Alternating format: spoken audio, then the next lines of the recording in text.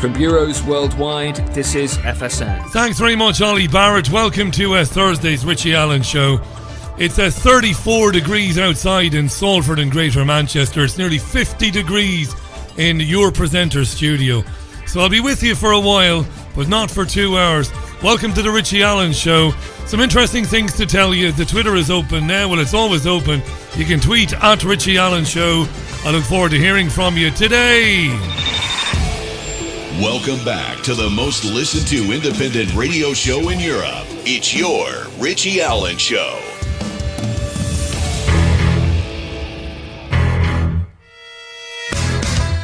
It's the Richie Allen Show.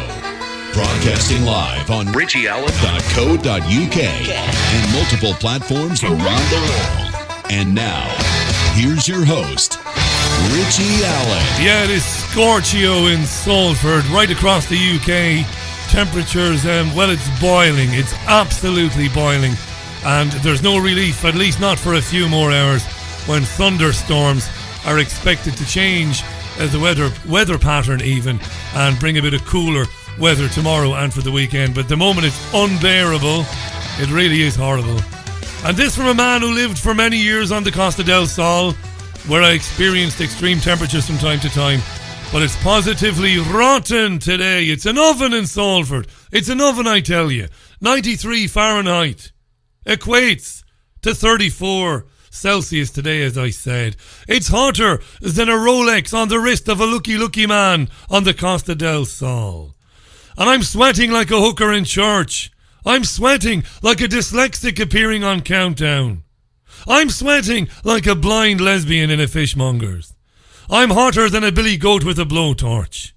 I'm hotter than a George Foreman grill. I'm sweating like Mel Gibson at a bar mitzvah. I'm even sweating like Jill Dando trying to get her key into her front door. What kind of fuckery is this? There's no excuse for that last one. I apologise for that. Even though Jill Dando is not around to be offended by it. It's hot. It's even getting to the presenters on national television. Here's the BBC's Simon. Here's Simon McCoy earlier on the BBC. Let's pick up with our health and science correspondent, James Gallagher. Now, let's talk about the effects that this has on people. Why do people suffer when the temperature gets to this sort of level? What kind of fuckery are you? What did he say? Let's pick up with our health and science correspondent, James Gallagher. Now, let's talk about the effects that this has on people. Why do people suffer when the temperature gets to this sort of level? Because it's hot. Because it's hot, that's why people suffer. Because it's effing hot. And for most of the rest of the year, Simon, it's not hot. Today it is hot. It's horrendously hot. We're melting. That's why we suffer.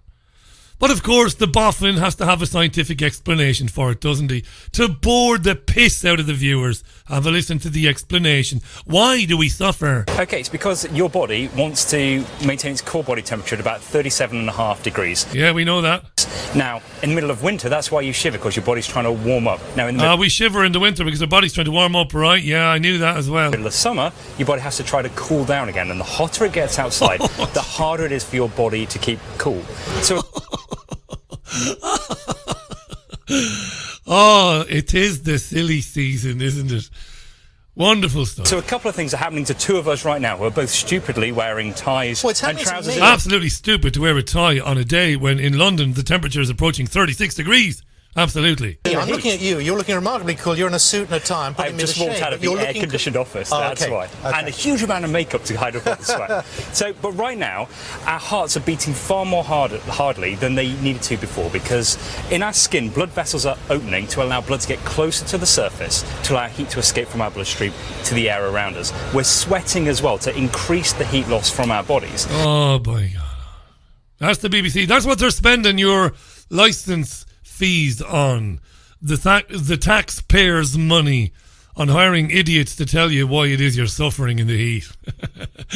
The straightforward answer, it's fucking hot. That's why you're suffering. Be Jesus. Boris Johnson has promised the beginning of a new golden age as he made his first common statement as Prime Minister. He was speaking to MPs today. Johnson said the government would throw itself into Brexit negotiations. We'll have loads of energy, said Boris. Loads of it. We'll have loads of energy. We'll be like a child. We'll be like a 3-year-old that's just drunk 3 litres of Coke and ate 5 boxes of fucking Smarties. That's how much energy we'll have. Now, and we'll plan for no deal as a top priority, so we will, says Boris. Boris said that EU citizens living in the UK would have their rights protected. So the future Mrs. Allen can breathe a sigh of relief. Bojo's on the case. You don't have to go anywhere, Froggy. You can stick around in Salford for as long as you want, according to Bojo. Ah. Oh, Jesus. Jimmy Cranky, then. You know who Jimmy Cranky is? Jimmy Cranky. That's a Nicola Sturgeon. Nicola Sturgeon. She's the Scottish First Minister. She's not happy. She spoke to the BBC earlier. Yeah.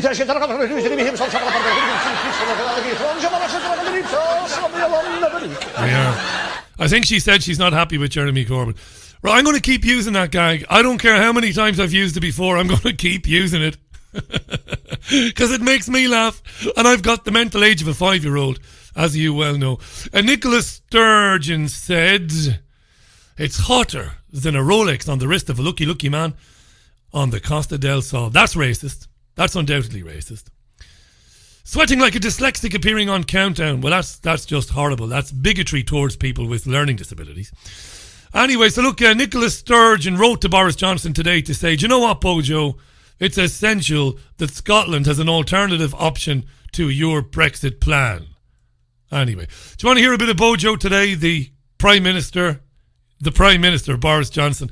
Here he is today. I do not accept the argument that says these issues can only be solved by all or part of the UK remaining in the customs union or in the single market. The evidence is that other arrangements are perfectly possible and are also perfectly compatible with the Belfast or Good Friday Agreement, to which we are, of course, steadfastly committed. My team and my right honourable friend, the Secretary of State for exiting the European Union, are ready to meet and talk on this basis to the Commission or other EU colleagues whenever, wherever they're ready to do so. And for our part... Was he channeling his inner Shakira there, was he? I think he was, wasn't he? There was a bit of Shakira in there. Or other EU colleagues whenever, wherever... Wherever. Do you remember that a few summers ago? Yeah. The heat is effing killing me. They're ready to do so. And for our part, we will throw ourselves into these negotiations. The same way that I throw myself into rugby tackles with young boys in primary schools. With vigour. I will attack the European Union with vigour. Boris Johnson. So his opposite number, Jeremy Corbyn, obviously gets to respond. And did. How many Prime Ministers has Jeremy Corbyn addressed? 3 now, right? Cameron, May, and now Boris Johnson. Corbyn sitting there like a plonker. Anyway, here's Jeremy Corbyn's response to what he heard from Boris. No one underestimates this country, but the country is...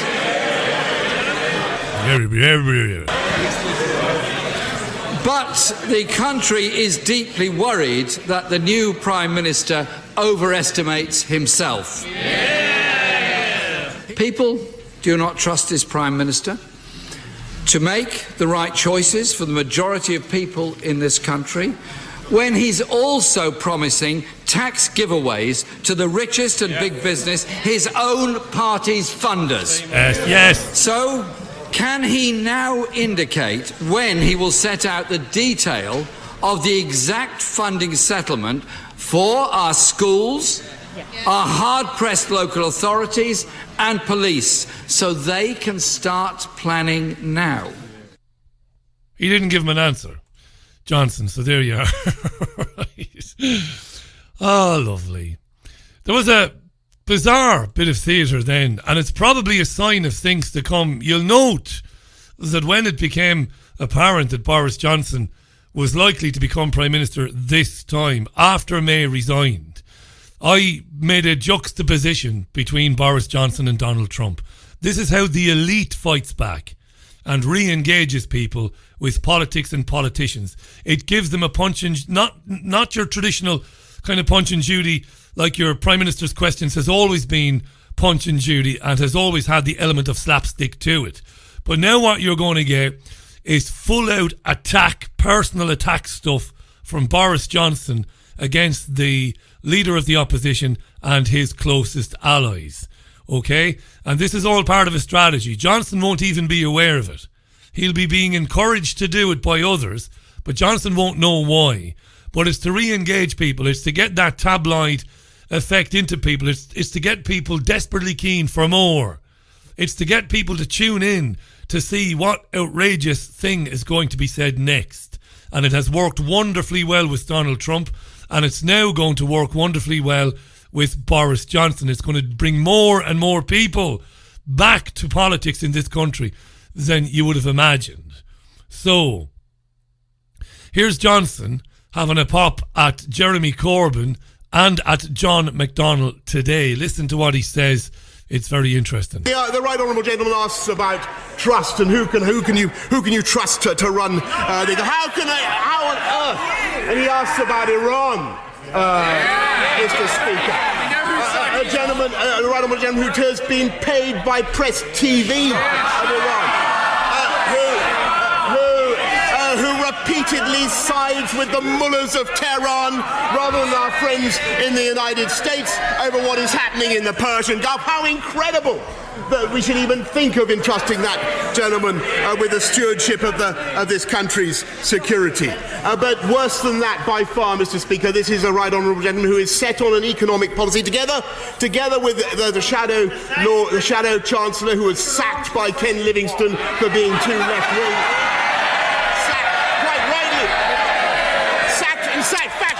Sacked for fabricating a budget.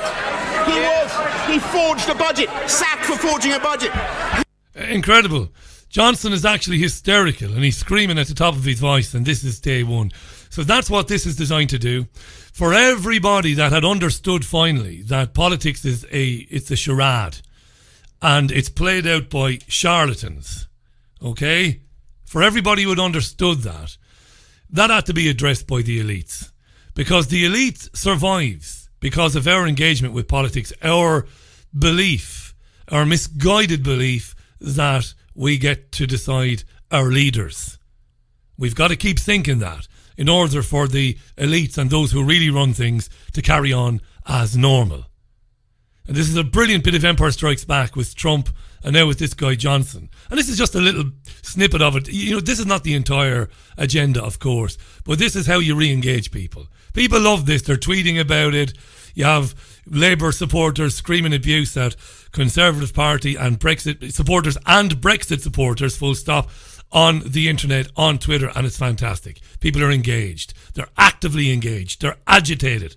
And that's exactly the way the elites want them. Isn't it wonderful? Isn't it wonderful?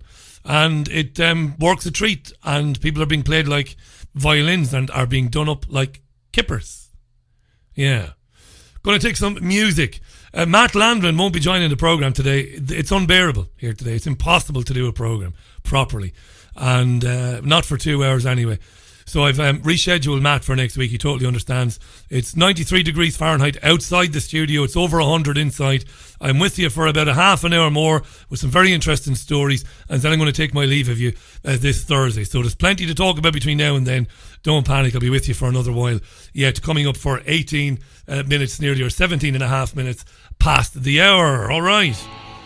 Right. And everything is going wrong today. This must be the heat. It's got to be the heat. What's going on, eh? Oh, God. This is, you know, I said to myself, machines behave badly when they are very, very, very hot. And my machines are no different to anybody else's. Anyway, I've got some music. It is The Who, and it's a song called The Seeker on the Richie Allen Show. It is July 25th, 2019. It's Thursday's programme.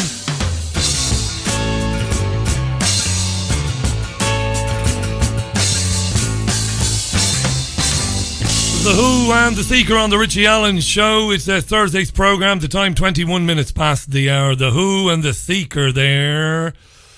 So Boris Johnson has been telling Parliament that they're going to go after the European Union and renegotiate a deal, and if we don't get it, we're going to come out on October 31st no matter what. Well, Sky News reporter Michelle Clifford is based in Brussels, and she pours a bit of cold water on Johnson's claims, because she's been hearing from the European Union chief Brexit negotiator, Michel Barnier, and he's been reacting to Johnson's Brexit speech. And Johnson's Brexit speech hasn't gone down well with the European Union. Here's Michelle Clifford from Sky. Well, he's written to the diplomats for the EU 27, and he wasn't impressed with Boris Johnson's speech at all. He called it rather combative. He says to those EU diplomats that Boris Johnson has suggested an agreement can only be reached on the basis of scrapping the backstop, and he says this is, of course, unacceptable and not within the mandate of the European Council. He says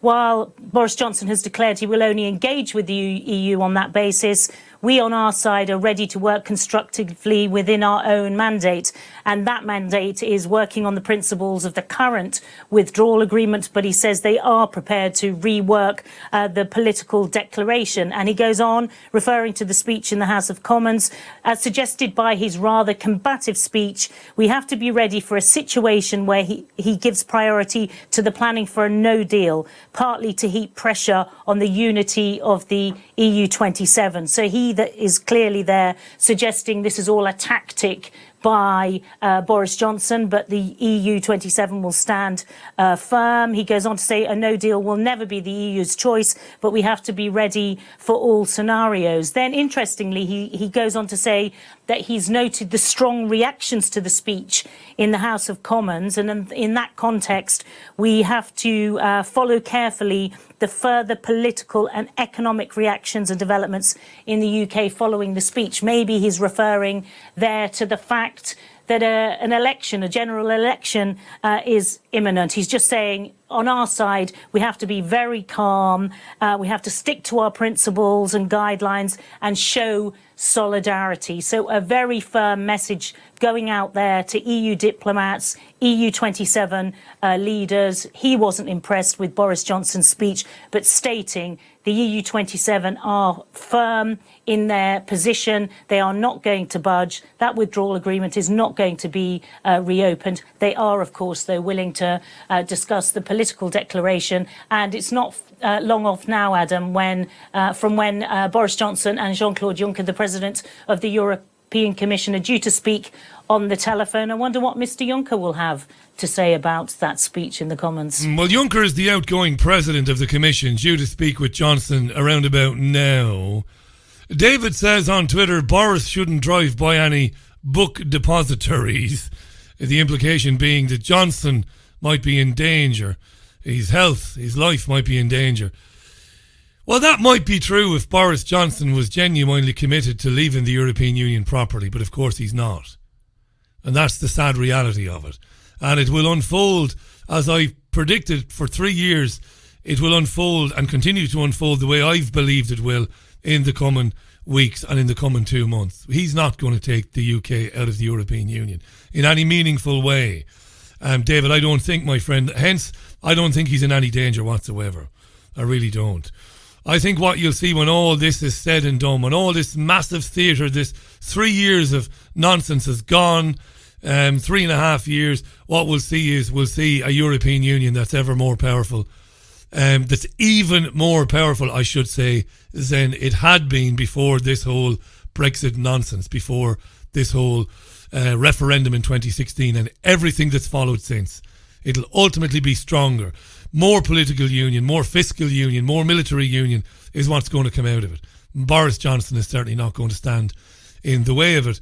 That's my opinion. I think the commentators today who are saying that a general election is very likely, I think they're on the ball. I know it's not the bravest prediction to make, not the bravest thing to say, but there will be an election, and you'd have to fancy, despite all the anti-Semitism nonsense and, of course, the allegations that Jeremy Corbyn and his party are anti-Semitic are nonsense. Those are nonsense allegations. Despite how weak and limp and decrepit and useless Jeremy Corbyn is, I think with Labour campaigning for a second referendum alongside the Liberal Democrats, the SNPs and others, I think the smart money is on, after a general election, the smart money might very well be on a coalition government led by Jeremy Corbyn.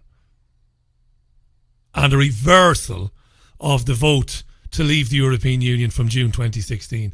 That's my tuppence worth. It doesn't mean I'm right, of course. It could play out a bit differently, but I think however it plays out, the United Kingdom is never going to meaningfully leave the European Union. The only fact that should matter about the withdrawal agreement is the European Union as a collective, as 27, sells far more into the UK market than the UK sells into the European Union, meaning there's a trade deficit, meaning that the only party of the two that should genuinely fear the UK just leaving full stop now today is the European Union, because the Brussels negotiators will have to go to the captains of industry in France, in Germany, in Holland and elsewhere and explain to them what they've done. Right?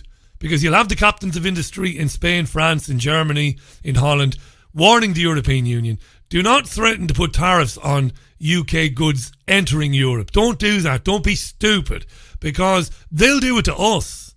And we have more to lose than they do. But of course, because it's a farce and because we're never going to leave, we're never meant to leave, Johnson is not going to do that. That's my opinion anyway. For what it's worth, 28 minutes nearly past the hour. Thursday's Richie Allen programme. Just a news roundup for you today. Been in having a chat with Matt Landman earlier on. It's absolutely unbearable here. I don't want to keep repeating myself, but it's unbearable. It's unbearable if you're in a drafty room with every window and every door open. It's unbearable outside. It's 3 times worse in this studio. It's horrendous. David says, he came back to me to David, it'll be interesting to see him backpedal. I was, of course, being sarcastic. I know you were being sarcastic, mate. I know that. I know you don't believe that he's in any imminent danger. Hi to Mwinga, who's melting. Hi to Rat Watcher. Might be melting. Everybody's melting. It's horrendous. Hi to Ricky Emmett. Hi to Gail. Hi to Martin in Spain. Martin tells me that it's 38 in Spain. It's all normal. It's July. Tell me something we don't know, Martin. I lived there long enough. We know. This is Spain. This is the northwest of England, my friend. It's not supposed to be 35 degrees today. And yet it is. It is. It's 35. It's a tad warm. A tad warm in Manchester. What about Jeffrey Epstein then being taken to hospital this morning, having been found semi-conscious in his prison cell? What about that? Epstein, who's 66 now, he's, of course, waiting to be tried on sex trafficking charges. You know this morning, or yesterday, I should say, not this morning, yesterday, he was found sprawled on the floor with injuries to his neck.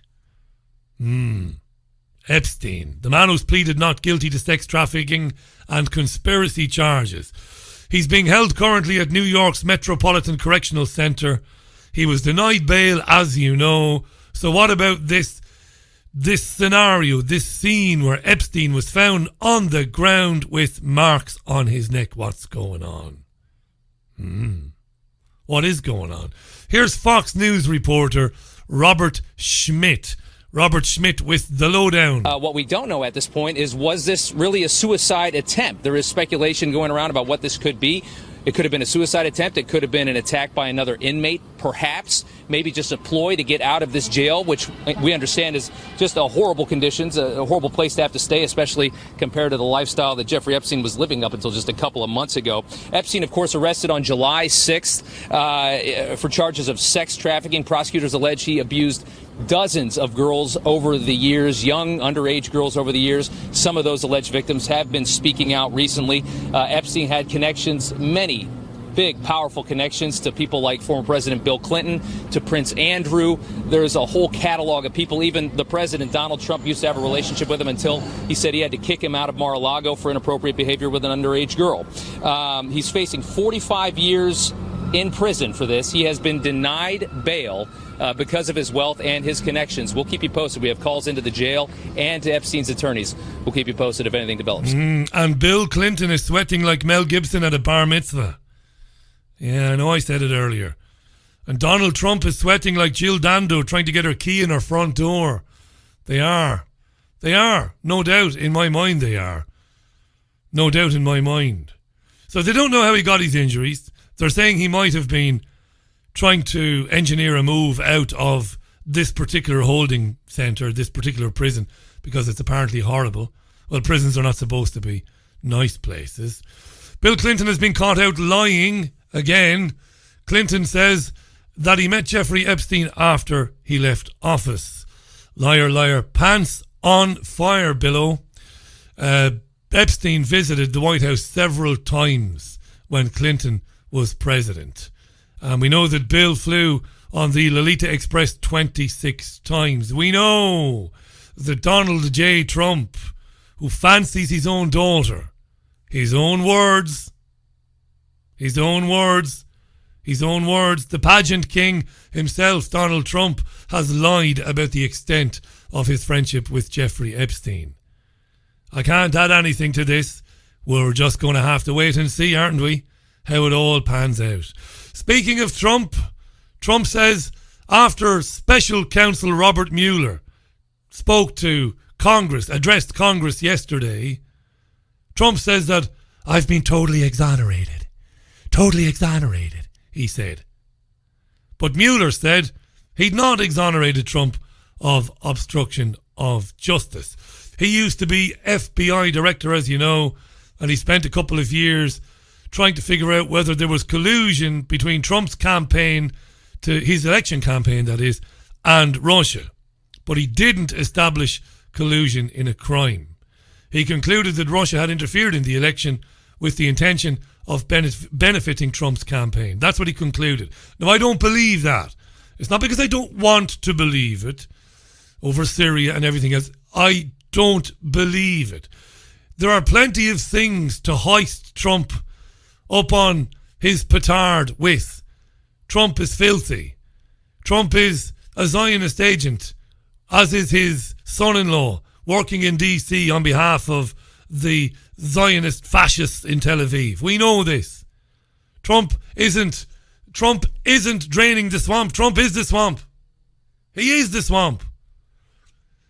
Trump has got some very dodgy friends like Jeffrey Epstein. He's got questions to answer. But I do not believe that his campaign colluded with Russia. I've said 1,000 times. Trump lied through his teeth during the 2016 campaign, as did Hillary Clinton. He lied through his teeth. Okay? But the lies he was telling were favourable lies. They were lies that people wanted to hear. I've said it so many times. The lies that people wanted to hear. No more wars. Going after crooked Hillary. People wanted to hear that. They believed it, so they voted for him. She got more of the popular vote anyway. So forget this collusion nonsense. He was elected because of the electoral college system. Anyway, Trump says it's all a witch hunt. It's all a witch hunt, and said it was a great day for him. Gotta love Fox News. I mean, every news organisation in the world, right, is corrupt, is bent, and is slanted. But Fox is fantastic. Listen to Laura Ingraham, who works for Fox. This made me laugh this morning. I'm Laura Ingraham. This is the Ingraham angle from a very busy Washington tonight. Jam-packed. The Ingraham angle. What's her angle on Mueller's testimony going to be? Show.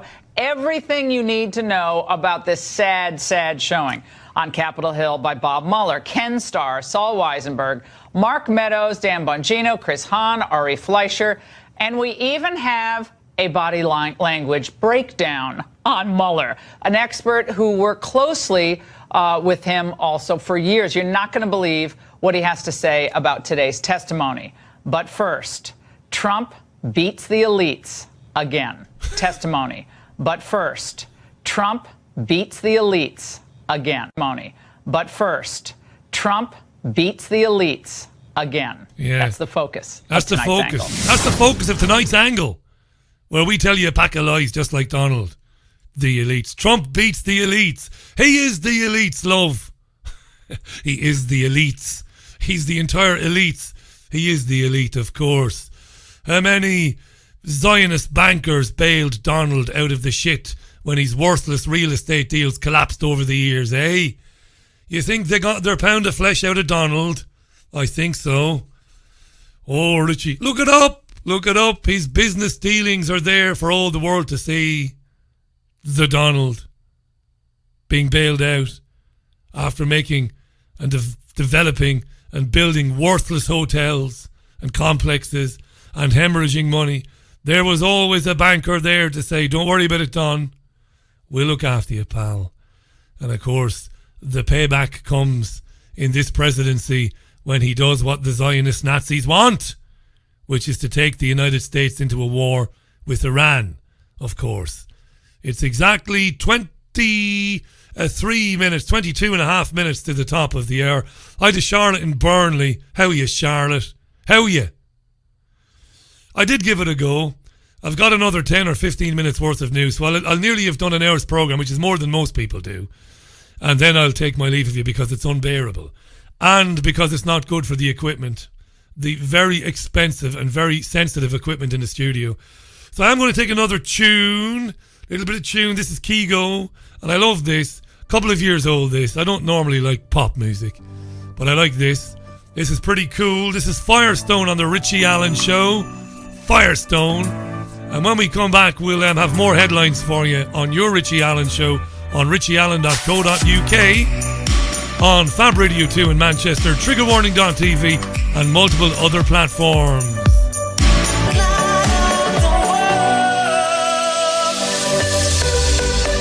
Firestone from Kygo on the Richie Allen Show. It's exactly 19 minutes to the top of the hour. 34 degrees in Salford and Greater Manchester equates to about 93 degrees Fahrenheit today. It's on the record as the UK's hottest July day on record.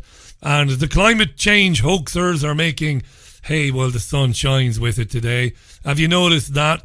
They've been popping up all over the place saying we can expect to see more of this in the coming years. This anomalous weather. Well, it's not that anomalous. It's July. It's the last week in July. It's the summertime. Solar activity, you know. It is hot. It is bloody hot. Hi to Mad Monk. Thanks for giving us a show today, says Mad Monk. It's been all right, hasn't it? We've had a few laughs, you and me. We've had a few laughs. But yeah, it's rotten, isn't it? It cools down. Thunderstorms expected across the northwest later. The dogs will be running for cover, of course. The ones that don't like the thunderstorms. The thunder. THs, boy, THs. Hi to Bill Rollinson. How you doing, Bill? How you doing, Bill? Number of you have tweeted me about Trump and Saudi Arabia. Yes, Donald Trump has vetoed resolutions that had been passed by Congress to stop selling arms to Saudi Arabia. You see, Trump is the elite. Nobody should sell arms to Saudi Arabia. It is a monstrous, barbaric regime of nutcases. And it is killing, on a daily basis, thousands of Yemenis who are basically defenseless. And it's doing that with arms from this country and the United States. Congress, to its credit, said, stop it. Stop giving arms to these nut jobs. But Trump vetoed it. Yeah, he's draining the swamp, isn't he, Donald, huh? He's dropped more bombs than Barack Obama. Okay? Pound for pound. And Obama dropped more than George W. Bush. How'd you like them apples? How'd you like them apples? But of course, in 2 years' time, 60% of my audience will still go back to the ballot box to vote for either Trump or his opponent, whomever that happens to be, because you'll never learn that it doesn't matter. What about Facebook and the $5 billion fine? What do you think of that? Isn't it funny to see Nick Clegg being rolled out to defend Facebook? Nick Clegg, of course, former leader of the Lib Dems, former deputy prime minister, these days is the head of global affairs for Facebook, yeah. And he told the BBC that Facebook has been rocked to its very foundations. That's a quote by the Cambridge Analytica scandal. We haven't done enough in the past, says Nick Clegg. But it's not fair to say that Facebook did nothing, he said. We did introduce a few measures to keep people's data safe and to try and protect your privacy. We did our best, but it's not enough. So they've been fined $5 billion, which will be given to the US Federal Trade Commission, Facebook. Is there any doubt now, do you think, in anybody's mind? Any man or woman? Do they have any doubt what Facebook is and what Facebook was meant to me? Do they still watch The Social Network on Netflix? And do they really believe that Jesse Eisenberg or Mark Zuckerberg, I'd believe more. I'd be more likely to believe that Jesse Eisenberg invented Facebook than I would be to believe Mark Zuckerberg invented it. Do they believe that Zuckerberg came up with it and that he robbed it from the Ross Van Winkle fucking twins, whatever they're called? Can't remember their names. It's a nonsense. It's a CIA stroke Mossad stroke MI6 operation, Facebook.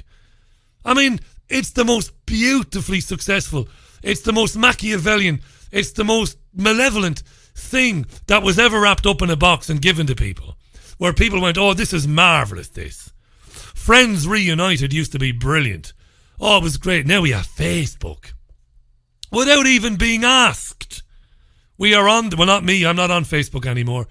We're on there morning, noon and night telling the establishment everything that they could ever wish in their wettest dreams to know about us. Our likes, our dislikes, the music we like, the television shows we like, the films we like, pictures of our children, pictures of us with our children, pictures of us with our friends, our movements. You have people putting their Google Map movements on Facebook now. It's all the rage. Everything they could ever want to know about us. Our desires, our wants, our needs. We just give it to them. Thinking we're telling our friends. And Facebook is not paying attention. No, it's not saving all that data. No, it's not using that data. And if that's not bad enough, then it's creating echo chambers on the left and on the right and feeding you with stuff. Deliberately targeting you with information. What an amazing thing. And people still think that a young man at Harvard University had the brainwave. Unbelievable, isn't it? Unbelievable. 12 and a half minutes, 13 and a half minutes to the top of the hour. People still buy into it, don't they? Facebook. Over 1.6 billion, is it 1.7 billion users now globally? Every day, feeding it. Like putting logs on a fire. Like filling a refrigerator. Just feeding it with everything about you. Shouting from the rooftops. Using your keyboard to identify everything that you've ever done and ever want to do. Places that you've been, places that you are. Crazy stuff. 5.6 billion quid. $5.6 billion, I should say, of a fine. Or is it just 5 billion? Is it 5 billion? 5 billion, is it? I think it's $5 billion. And nothing to see here. Please disperse. Little bit about Iran, just briefly. The Royal Navy has said that it will accompany British flagged vessels as they travel through the Strait of Hormuz, because it's important to defend freedom of navigation after Iran seized a tanker this month. Now, this was announced by the Ministry of Defence earlier. And a spokesman said for the government, the Royal Navy has been tasked to accompany British flagged ships through the Strait of Hormuz, either individually or in groups, should sufficient notice be given of their passage. Freedom of navigation is crucial for the global trading system and world economy, and we will do all that we can to defend it. So this is again, slowly but surely, ramping things up with Iran. Okay? And who's behind that? What's behind that? You know. You know who and what's behind it. And why. Okay?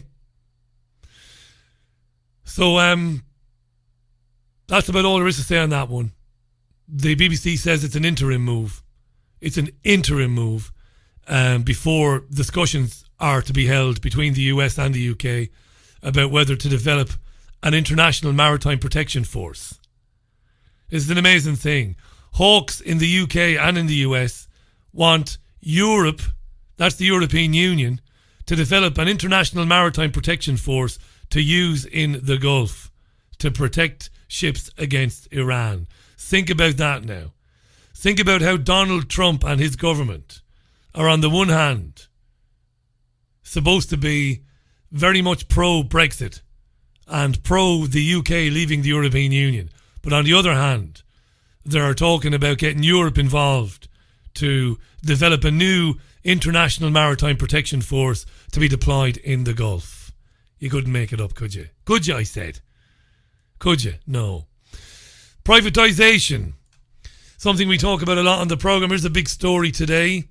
Nearly 1 in 7 prisons in England and Wales have been judged to have a performance of serious concern. And that's the worst rating since they began rating prisons. The worst. It's dreadful. Prisons are collapsing. 16 prisons, 14% were given the lowest score in the ratings. And these ratings are published every year by the Ministry of Justice.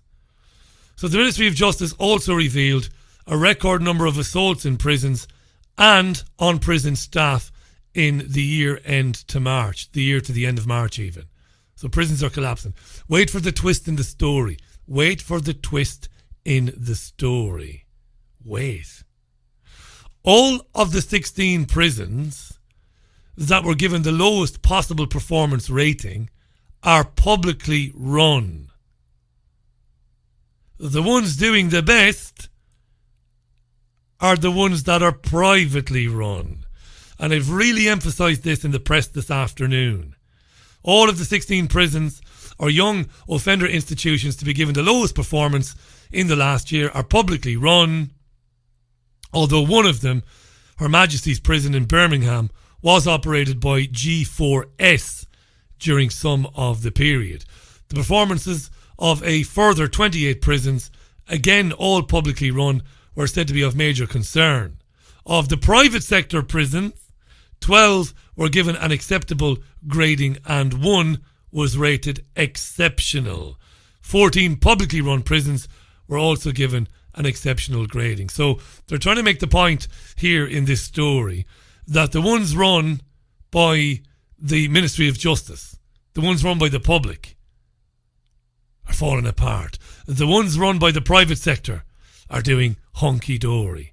And there were calls this afternoon to have a discussion again about what more can be done to improve the poorly and dreadfully run public prisons, and if it should be considered to privatise some of these prisons. The privatisation of prisons. It doesn't get any worse than that. We're seeing the same whole scenario playing out with the NHS, with NHS trusts and NHS hospitals falling apart in certain areas of the country, and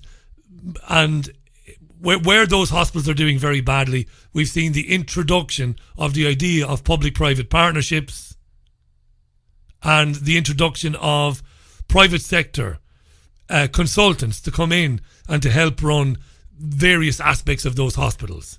That's how it begins. We'll just bring in 1 or 2 people.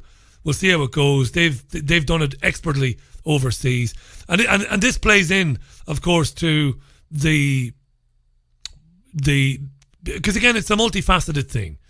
You know, on the one hand, there I am today talking about how Donald Trump and the State of Israel wants Europe to deploy an international maritime protection force. But on the other hand, there are people behind Donald Trump in the United States who do want the United Kingdom to leave the European Union for the very reason they want to get their hands on the NHS. Not that the NHS is any safer if the United Kingdom stays within the European Union, but you get where I'm coming from. And for the counterpoint to what I'm telling you, go to neilsandersmindcontrol.com and read all the work that he's done on the rise of the far right in the United States and Cambridge Analytica, and how those people have manipulated people's perceptions of things through social media, and why they want the UK to leave the European Union. It's fascinating stuff. It really is. We're coming up for 6.5 minutes to the top of the hour. Sweltering here in Salford in Greater Manchester. and I've got about another 5 minutes. I've lasted an hour. I've done well. And it's been an hour packed full of news and analysis and audio and clips as well. So I've done well, I think, today. Pat myself on the back there because it is extreme here. It is extreme. I can't overemphasize it. We had a prolonged period of really warm weather last summer, but today topped any day we had last year. It's absolutely stink today. There you go. There you go. Right. Hi to Joe Publicating. Joe, thanks for your tweet there. Joe says, right. Oh, he's not talking to me. See if I'm looking at conversations going on between my listeners. Paul tweets, you looking to start a rave in your street, Richie? Is that because of the Kygo song? Yeah, I've never been into that sort of music, really, but I love that particular song. I love that song. Carl Devitt says, how you doing, Carl? Carl Devitt says, Richie, Boris's speech today was full of Agenda 21 requirements. They're using this to regroup and get back on track. We're heading into a sterile future, Richie. People need to wake up, says Carl Devitt there. Yeah. Yeah, but you see, the Empire is striking back, Carl. Because with Boris Johnson's rant and tirade against John McDonnell, the Shadow Chancellor, and Jeremy Corbyn, the leader of the opposition today, it was classic Trump. Can you not see that? He was hysterical, Boris Johnson, shouting at Corbyn and McDonnell and talking about the mullahs in Iran and all the rest of it. This is a strategy, even if Johnson is not conscious of it. It's almost like reality television within reality television. Engage people. And if you go on to Twitter now and look at what's trending and look at it over the course of the next few weeks, Johnson will be trending a lot because of some of the outlandish things that he will be saying about people. And his behaviour will increasingly mirror the behaviour of Donald Trump. The language that Boris Johnson will use will increasingly mirror or resemble strongly the language used by Donald Trump when he was on the campaign trail and even after he was elected. That's what's going to happen. And people are loving it. People are loving it. They're engaging in it. They can't get enough of it. It's quite remarkable. Right, so that was Thursday's Richie Allen Show then. I've done an hour with you, my friends. My friend even. Thanks for listening to it. I did chat with Matt Landman. Matt totally understood. And he's going to come on with me next week. We're going to have a bit of a 5G week next week with Alana Freeland coming on as well at some point during the week. And I'll also be talking about veganism next week with a long-time listener of the programme who sent me an amazing email some weeks ago. That'll be fascinating as well. But look, before we get to next week, I'll be with you tomorrow morning at 9:30 a.m. on YouTube with the morning review. That's tomorrow at 9:30 a.m. on YouTube. And of course, I'll be back with you on the radio on Sunday morning at 11 a.m. UK time for Sunday View. Thanks for bearing with me. And look, have a fantastic weekend. It's going to get cooler tomorrow. A little bit cooler tomorrow, as we've got thunderstorms overnight, which will give us some relief apparently. All right. I'm closing out the programme today with Manchester's own Mick Hucknall and Simply Red. This is Something Got Me Started. Speak tomorrow.